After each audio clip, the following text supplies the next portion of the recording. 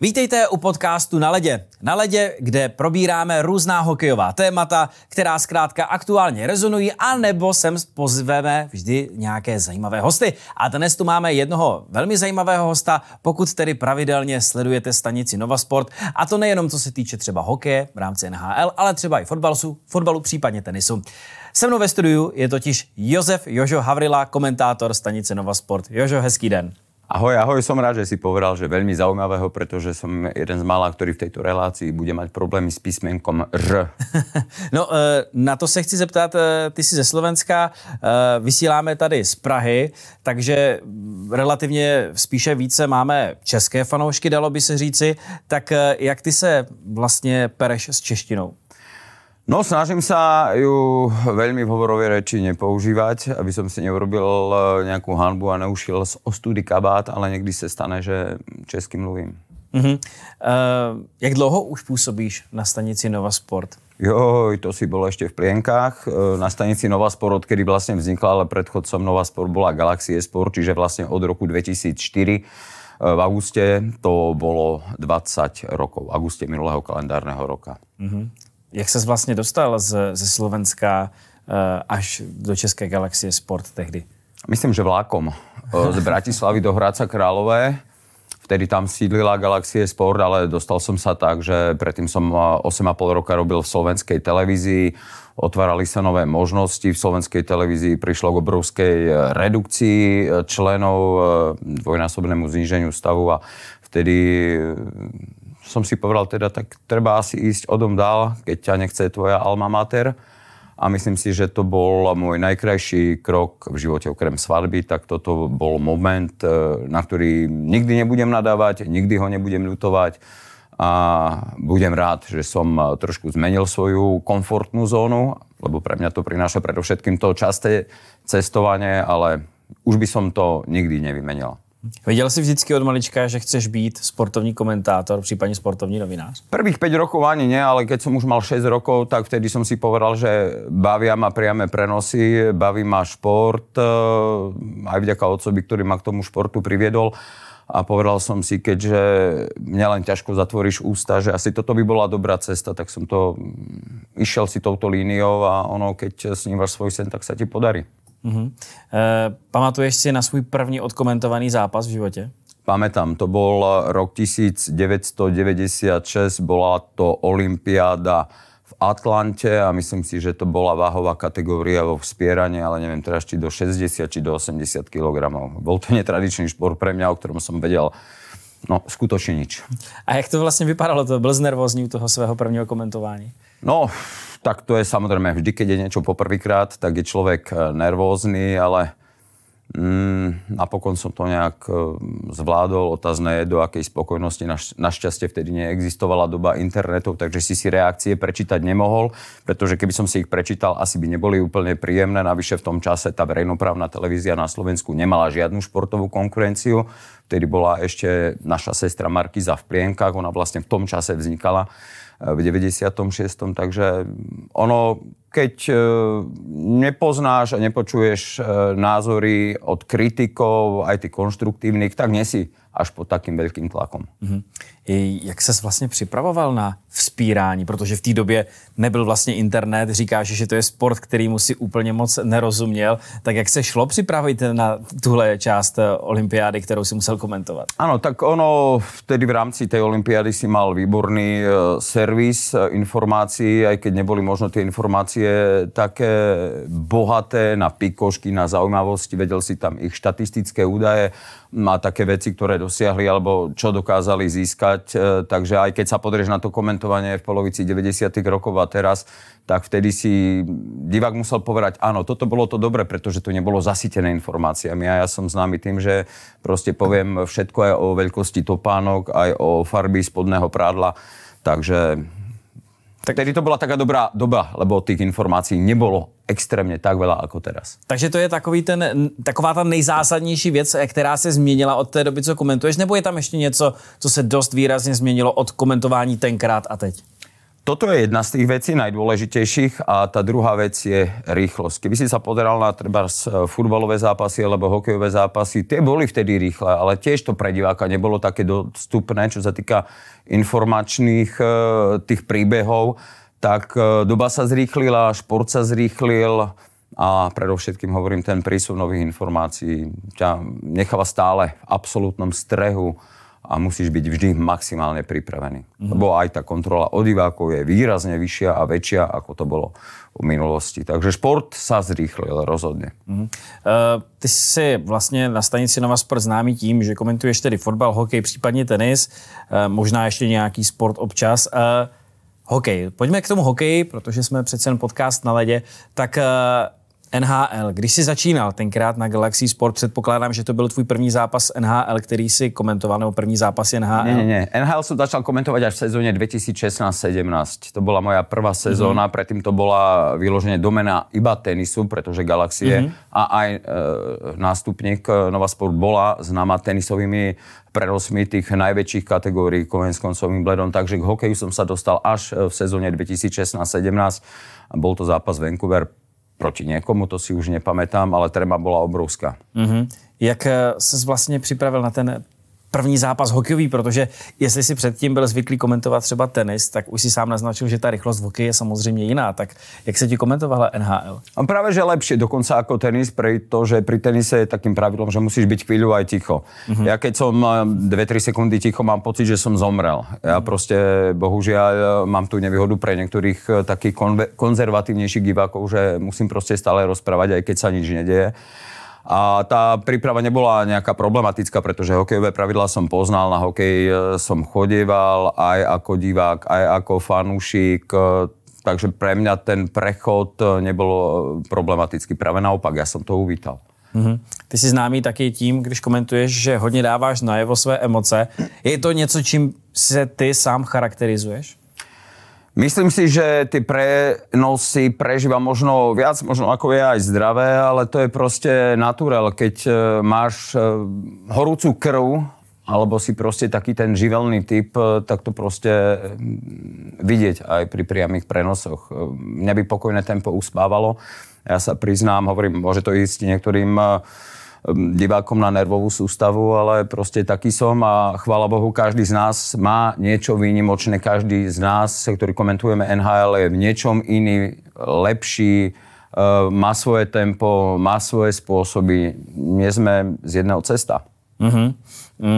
Ještě než se samozřejmě přesuneme konkrétně k NHL, tak ještě zůstanu chvilku toho komentování. Byla doba covidu. Byla to doba, kdy to asi nebylo nic moc i pro komentátory, tak jak ty si prožíval dobu covidu, kdy vlastně se prakticky celý svět, zejména třeba i ten sportovní, zastavil? To 4-mesačné inferno, ktoré bolo od marca do júla, som prežíval tak, že tak hlasivky hovoria, že to bolo super. Neboli zaťažované. Relaxoval som, písal som práve na TN.cz články, zaujímavé príbehy hokejistov, ktorí pochádzali alebo mali pôvod v Československu a pôsobili v NHL, hoci už boli štátni príslušníci, či už Kanady alebo Spojených štátov amerických. Takže v tom svete NHL som takto aktívne zostával a doplnil si tie informácie práve aj týmito parádnymi pikoškami, o ktorých mnohí diváci ani nevedia, že sa niečo stalo.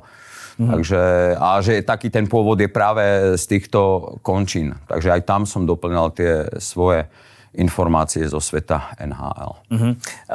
Byla to doba, kdy jsi třeba opravdu odpočinul, že třeba spotřeboval chvilku zastavit, anebo to byla doba, kdy jsi řekl, to je nuda, potřebuju zase něco komentovat. Vím, že Nova Sport pak dávala zápasy z minulosti, nějaké ty zajímavá utkání, která se odehrála, ale nebylo toho tolik. No nebolo to toľko, to by sme spočítali možno na prstoch 4 rúk, ale áno, na jednej strane pre každého komentátora, aj keď si to pripúšťa alebo nepripúšťa, je niekedy dôležitý ten mentálny oddych, že si trošku odpočinie, naberie novú energiu, nové výzvy, takže v tejto dobe som to bral z tohto hľadu trošku tým pozitívnym smerom. Ale samozrejme, keď som mal nutkanie rozprávať, tak som išiel na balkón a komentoval som si dopravnú situáciu, ktorá sa odohrávala podo mnou, aby som nevyšiel z toho tempa. Takže vlastne si trénoval dosť poctivě. Áno, aj keď sa to možno trošku zdá, že už je to dobré na návštevu istých zariadení, ale ja proste som človek, ktorý musí rozprávať. Co písmeno Ř? Bavili jsme se o tom na začátku. My jsme spolu mimochodem komentovali nedávno zápas, kde dával gól Jiří Kulich. Překvapivě si to zvládl výborně. Trénuješ si to před zrcadlem? Kým je písmenko Ž v strede slova, tak to nie je pre mňa nejaký veľký problém. Ale keď je na začiatku alebo na konci, pre mňa je vražda napríklad meno Řehoř. Snažím sa, dávam si na to pozor, aby som to povedal, ale niekedy ti to unikne pri tej obrovskej kadencii slov. Dávam si na to vždy pozor, aby som zas nevyzneval, že teda dehonestujem toto písmenko, ktoré máte, myslím si, že vy Česi ako jediný v tom slovníku alebo v tej abecede. Ale rokmi si človek zvykne. Takže ještě, že se v NHL neudržel díl třeba Michal Řepík. Napríklad. To by bol problém. Nebudem to opakovať, lebo sklzli by sme do Žepík a Řepík, hoci ja tam napríklad veľký rozdiel nevidím. Vy to viete posúdiť, že či to bolo správne vyslovené alebo nie. To je ako vy, keď nepoviete Ľ alebo UO. To sú pre vás ťažko vysloviteľné hlásky, ale dá sa s tým bojovať. Takže čeština, stálo se ti někdy, že se spustil třeba do nějakého během komentování slovíčka, které nezvládáš až tak dobře a řekl si, no tak já se do toho pustím v úvozovkách v hlavě a nakonec si vyšel s tím, že si teda jako zklamal trochu? Sem tam sa stane, ale ja mám iný príklad, keď som komentoval s Romanom Jedličkom a dostali sme sa do takej fázy, kedy si domáci vypracovali dvojgolový náskok a ja som chcel povedať, že si vypracovali dobrý, a nevedel som si spomenúť na slovo vankúš, tak som použil v češtine polštář. Ďalšie ťažké české slovo, ale už keď do jamy, tak do poriadnej. A vtedy ma kolega Roman opravil, no ale vy to poviete vankúš. A je to ľubozvučnejšie, krajšie vysloviteľné slovo, najmä pre teba. Hovorím, hej, a tak niekedy sa stane aj takáto vtipná situácia. Pojďme teď konkrétně tedy k NHL. Jak se daří Slovákům aktuálně v NHL? Je to třeba po draftování Juraje Slavkovského a Šimona Němce, protože tehdy to bylo obrovské překvapení, že jednička a dvojka jsou ze Slovenska. Možná i u vás to bylo překvapení, u nás to bylo velké překvapení. Možná to trochu u nás i bylo, že jsme trochu začali žárlit. Ale jak to tedy je? Zvedá se slovenský hokej? No neviem, či sa zdvíha. Ja dúfam, že áno, pretože ty už si spomenul tie dve mená. Jasné, že asi ešte Slavkovský potrebuje nejaký ten čas, kým bude podávať konzistentné výkony. Ja Jurajovi držím palce, aj keď na to, že je draftová jednotka, tak asi by tie bodové výsledky mohli byť podstatne lepšie. Montreale hrá, čo to dá, ale pre neho nie je výhoda, že pendluje raz je v elitnej formácii, či je to Caulfield so Suzukim, alebo potom ho tréner St. Louis dá do 3., 4. lajny. Nie je to pre neho dobré. Rozhodne dobre, tak raz za 10 rokov máš výnimočnú draftovú jednotku. Toto bolo práve to obdobie po Bedardovi, kedy už teda neviem, Slováci by mohli z tohto vyťažiť viac. Vieme, ako je teraz na tom Šimon Nemec napríklad, hej, že tiež je skôr na farmárskom týme ako v zostave New Jersey Devils, ale je to aktuálny obraz slovenského hokeja. Ja verím Daliborovi Dvorskému, že on by mohol byť takouto hlavnou personou, pretože to v sebe má. Videli sme to aj na svetovom šampionáte juniorov, že je to obrovský líder a myslím si, aj keď fandím, hovorím Slavkovskému, že on bude tou personou a najzvučnejším slovenským menom v NHL. Generácia aktuálne veľmi dobrá slovenská, to je vždy tak raz za 10 rokov máš taký ten ročník, kedy sa sústredí 5-6 mimoriadne kvalitných hráčov, lebo ako si už povedal, veľa Slovákov NHL nehrá. Boli doby, keď sme tam mali 30 pred 20 rokmi, keď Slováci boli majstri sveta v hokeji. Ale tá éra skončila, no tak uvidíme, že sa znova vráti, ale ešte to asi chce čas. Ještě dám na výběr 2 slovenské hráče. Který z nich je zvučnější pro slovenské fanoušky, který tedy víc zaujme? Tomáš Tatar nebo Erik Černák? S Tomášom Tatarom mám veľmi dobrý vzťah, čiže tu by to bolo možno menej objektívnejšie. Ťažko porovnávať. Jeden je útočník, druhý je obránca. Erik Černák sa dokázal presadiť v silnej Tampe. Je to kvalitný obránca, ale ťažko by som tam hľadal značky väčší, menší. Skôr by som dal rovná sa. Tomáš Tatar je samozřejmě jedním z hráčů, kteří patří mezi lídry, kapitán reprezentace a tak dále. No. Jak to vidíš příští rok v únoru na olympiádě? Jak to bude se slovenským týmem? Dokáže se v té konkurenci prosadit a bude Tomáš Tatar stále kapitánem, který by případně Slovensko mohl dotáhnout za nějakým úspěchem? Ja dúfam, pretože slovenská reprezentácia sa vždy na olympijské hry dokázala parádne nabudiť. Videli sme to aj napríklad v roku 2010, keď sme boli dokonca lepší ako česká reprezentácia. Ale treba veriť. Hovorím, ale ešte to potrvá možno 5-6 rokov, kedy budeme patriť medzi tie týmy, ktorým aktuálne tak patrí 6. 7. pozícia v tom svetovom rankingu. Trošku nám ešte dozrejú chlapci, mladé nádeje a vtedy urobíme veľkú dieru do hokejového sveta. Ja som o tom presvedčený, že to tak bude. A co trenér slovenské reprezentace Craig Ramsay? Je to dobře, že on už je tedy dlouho na lavičce Slovenské republiky, ale je dobře, že tam máte zahraničního trenéra, konkrétně tohoto, není třeba za Zenitem? Otázka pre Míra Šatana, ktorý je v tomto smere najpovolanejšou osobou. Keď sme ho prijali, alebo zobrali pod našu zástavu, tuším, že to bol 2012 rok, hneď to bola medaila na svetovom šampionáte. Už je dlho, má svoj vek a práve táto osoba rozdeľuje aj slovenskú hokejovú verejnosť na dva tábory. Niektorí si tam vedia predstaviť iba slovenského trénera, ktorý môže navštevovať tie zápasy, má bližšie. Je to taký ten prirodzený naturel pre Ramsayho, hovoria aj tie bohaté skúsenosti práve z NHL. V mojom prípade je to tak, že asi by som išiel už možno novou cestou. Nejaký ten nový impuls veľa napovie práve aj tá olympiáda, veľa napovie aj ten svetový šampionát. Uvidíme. Češi měli zase nedávno finského trenéra Jalonena, teď mají zase zpátky českého trenéra Jalonena. Nakonec taky Jalonen neodešel v dobrém, protože se okamžitě nahradil českým trenérem, takže tvůj názor je ten, že třeba by bylo dobré okysličit trochu tu lavičku? Já si myslím, že trénerom národného týmu by mal byť rodak, krajan, proste z tej krajiny, ktorý ten tým bude poznať najlepšie. Áno, každý tréner má aj svojich asistentov, ale vždy je to lepšie tak, keď českú reprezentáciu bude trénovať Čech, Slovensku, Slovák. Áno, je to možno nejaký nový prvok, keď príde Jalonen, keď tam príde nejaký Severan, Finn, Švéd, ale možno na takú jednoročnú skúšku alebo niečo nové, nejaké prvky. Nemusí byť to tréner, môže to byť nejaký poradca, nejaká podpora v tom realizačnom týme, ale na pozíciu hlavného trénera by som staval krajana. To je môj názor.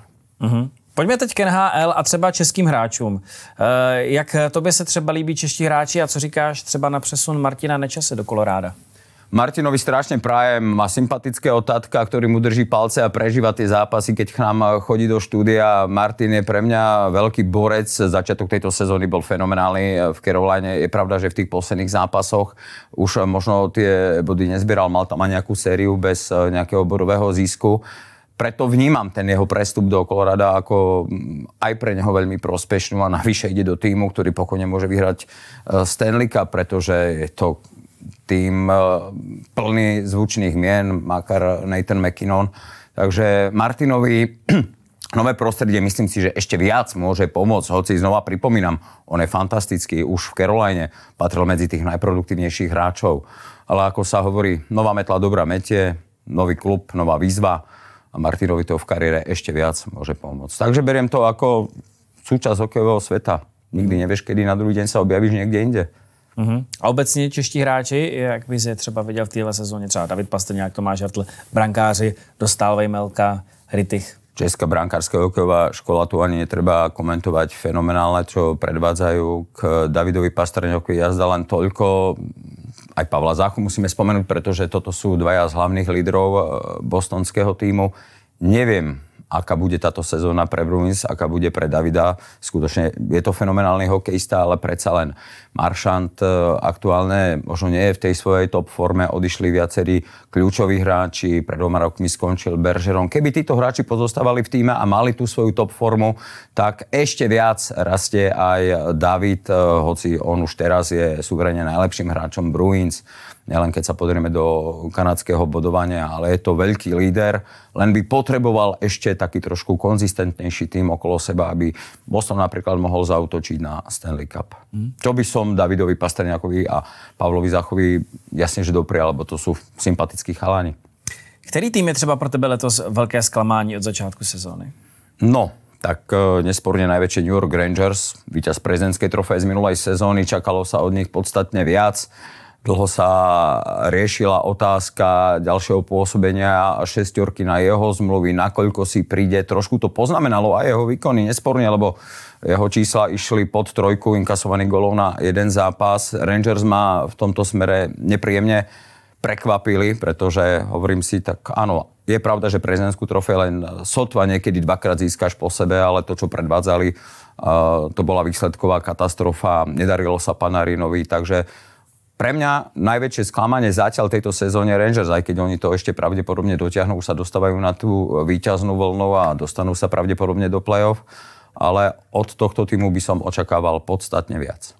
A třeba takový Nashville, jeho začátek sezóny byl... Prvých 5 zápasov prehry, mám pocit, že tuším, že 6, takisto prišiel navíc tam Stamkos, prišiel od neho, ale to je tak, keď po predlhých rokoch stravených v jednej organizácii, v prípade Stamkosa Tampa, tak to chvíľku potrvá, kým si zvykneš na nových spoluhráčov, na nový herný štýl, nové prostredie, nový, no povedzme, že kamaráti okolo teba z jednej šatne, nové prostredie, takže to mohlo zanechať nejaké tie stopy, ale už sa Stamkos dostáva do svojej tej dobrej formy, zbiera body, ako na bežiacom páse.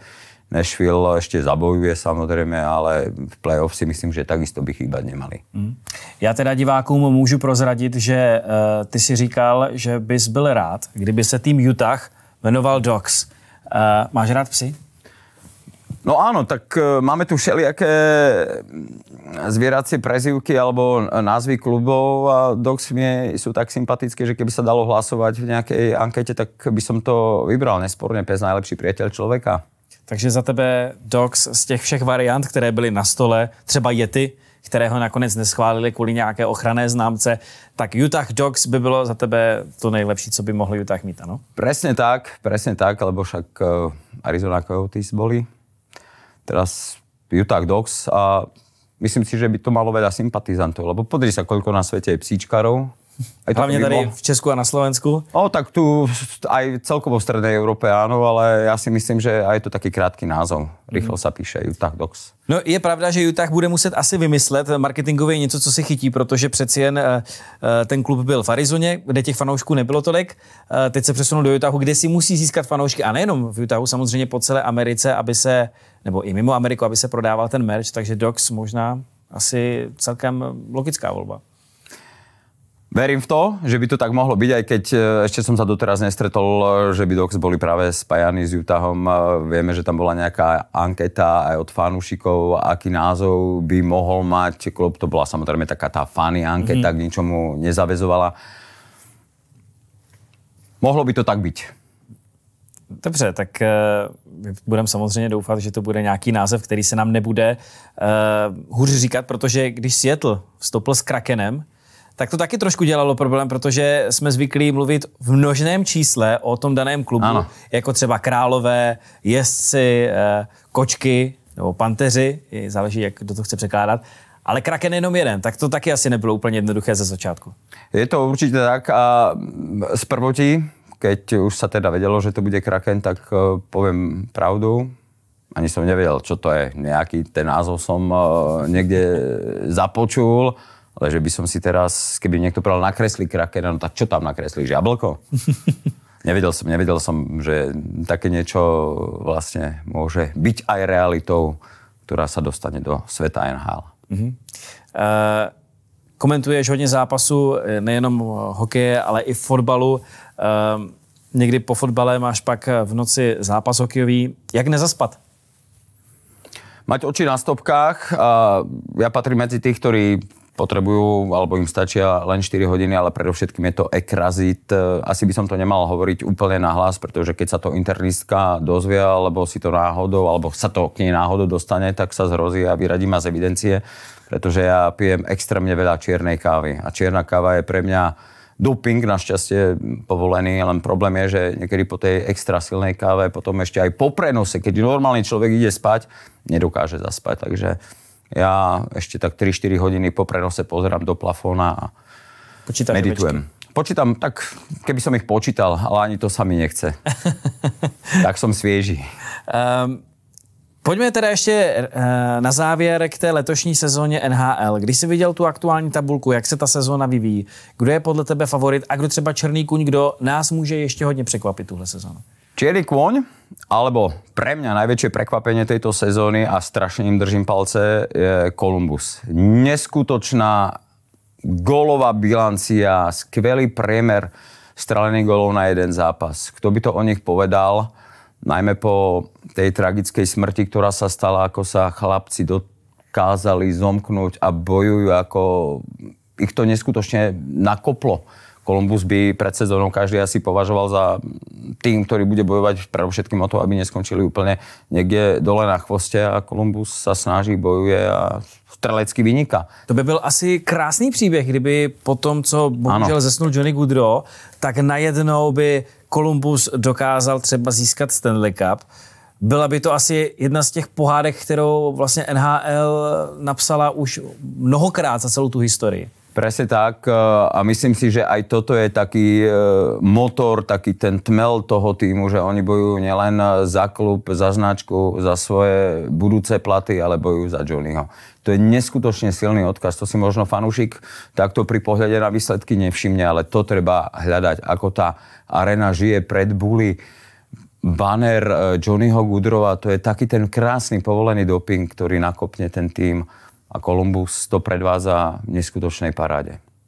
A co tedy ten favorit? Kdo je podle tebe favorit na zisk letošního Stanley Cupu? To je favorit v NHL na víťazstvo. To je tak, ako keď si trebáš na rulete a favorizujú, ktoré číslo padne. To sa nedá favorizovať. NHL je proste súťaž nevyspytateľná. Ty si hovoril, že sem tam sa stane, že nejaký tým vystrelí. Spomeňme si na sezónu 18-19 St. Louis Blues.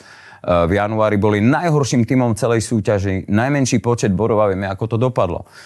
Dostali sa ledva do play-off z posledného 8. miesta a napokon vyhrali Stanley Cup. Takže takýchto príbehov poznáme z histórie dosť, kedy aj ten najhorší, ktorý sa ti na oko zdá, že nemá šancu byť play-off, napokon vyhrá celú súťaž. Kdy vyhraje kanadský tým? To sa musíš spýtať do Montrealu, lebo Montreal tie posledné tituly získava. Veľmi blízko bol Vancouver, dvakrát bol vo finále, prehral. Toronskej kliatbe hovoriť nemusíme. Toronto... Montreal byl vlastně taky blízko ve finále s Tampou. Áno, keď hrali s Tampou Bay a prehrali, ale 1-4 na zápasy, to bola veľmi rýchla séria. Tak verím, že to bude v dohľadnej dobe, pretože ono je to už pomaličky koľko? 31, 32 rokov? 93 naposledy. No, 32 rokov. To je práve v tejto sezóne. Treba veriť, ale ťažko takisto povedať, ktorý z kanadských tímov by bol asi najbližšie k tomu titulu. Pretože tak, ak vystrelilo Montreal pred tuším už 5 rokmi 2020, 2021, teraz si to rýchlo v štatistikách nevylovím, tak to môže vyhrať ktokoľvek. A aj hádam Toronto eventuálne, keď prerušia tú kliatbu. Winnipeg, ten je fantastický, je to líder západnej konferencie. Len Winnipeg, vždy keď sa dostane do play-off, tam príde trošičku prepnutie do takého opačného módu. Pritom Winnipeg má neskutočný káder. Co myslíš, že můžeme čekat ještě na závěr, tedy poslední otázka, co můžeme čekat od té letošní sezóny? Čeká nás podle tebe třeba nějaká do budoucna, trade deadline se blíží, příští měsíc nebo měsíc a půl tady bude, čeká nás nějaká přestupová pecka, tvůj názor, a myslíš si, že nás ještě tenhle rok NHL něčím překvapí? NHL prekvapuje od úvodného Bully sezóny až po záverečné finále. Proste kedykoľvek sa tá bomba zjaví, je to práca pre generálnych manažerov, tak ako sme to videli teraz aj v prípade Martina Nečasa, keď ani samotný hráč napríklad nevie, že o 2 hodiny si musí pobaliť kufre, lebo letí. V jeden deň hráš za jeden tým a na druhý deň už tam nie si. Taylor Hall je ďalší príklad toho, kedy odišiel zo Chicaga práve do Caroliny. Takže je to predovšetkým hra tých generálnych manažérov a vždy nás niečím prekvapia. Vždy, nikdy NHL v tomto smere nebola suchá, nebola nudná, vždy prinášala pozoruhodné, pikantné príbehy. Jožo, já ti děkuju, že ses za náma do studia podíval, že jsi nám povyprávěl i tvůj zajímavý příběh. No a budu se těšit, až si třeba zase spolu zakomentujeme zápas NHL. Áno, aj na to sa ja teším. Ďakujem takisto aj za pozvanie, aj za to, že som sa mohol pripraviť na ďalší priamy prenos a rozprávať sa trošičku.